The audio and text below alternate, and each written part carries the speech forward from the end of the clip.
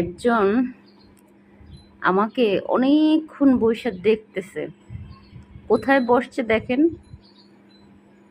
তার প্রিয় ঘর।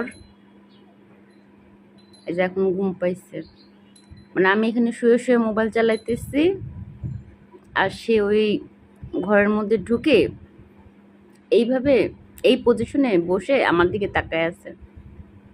তা আমি তো লক্ষ্য করি না, আমি তো মোবাইল চালাইতেছি, মোবাইল দেখতেছি। আর সে যে আমাকে দেখতেছে আমি তো বুঝি নাই, মানে সে ওইখানে বসে আছে আর আমি এখানে বসে মোবাইল দেখতেছি। কেন তাকে আমি ডাকতেছি না, কেন তারে আমি কিছু বলতেছি না, কেন তাকে আমি কেন খাটে উঠতে বলি না। হুম, মানে মোট কথা হচ্ছে তার দিকে আমি অ্যাটেনশন কেন দিচ্ছি না।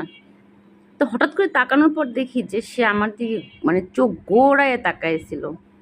তো আমি আবার বললাম যে কি হয়েছে,